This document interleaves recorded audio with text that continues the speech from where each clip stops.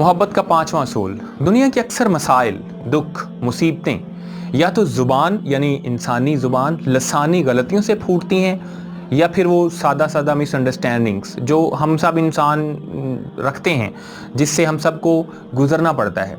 यानी human linguistic mistakes. मैंने कुछ और कहा लेकिन आपने कुछ और समझा, आप कुछ और कहना चाह रहे थे लेकिन आपके लफ्ज़ कुछ ही अंदाज से निकले कि मैंने उसका बिल्कुल बरक्स समझा। उसने कुछ कहा था, उसने कुछ समझा।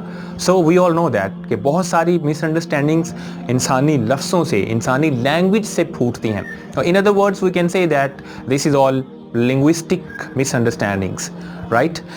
जबकि मोहब्बत का असूल क्या है? मोहब्बत की वादी में, मोहब्बत की सल्तनत में जब आप वहाँ कदम रखते हैं तो ये तफरीक वैसे ही ख़त्म हो जाती है। मोहब्बत की सल्तनत में हम इंसानों की ज़ुबानें वैसे ही कालादम हैं, you can say null and void, ये वहाँ काम ही नहीं करती हैं। क्यों? क्योंकि मोहब्बत का असूल ये बताता है कि सच्ची मोहब्बत को लफ्ज़ों से बयान ही नहीं किया जा सकता। बहुत बड़ी बड़ी बड़कें सिर्फ वही मारेंगे जो फ्लर्ट कर रहे होते हैं। जहाँ सच्ची मोहब्बत होती है वो तो कहीं नहीं जाती, वो तो बस महसूस कर ली जाती है खामोशी से।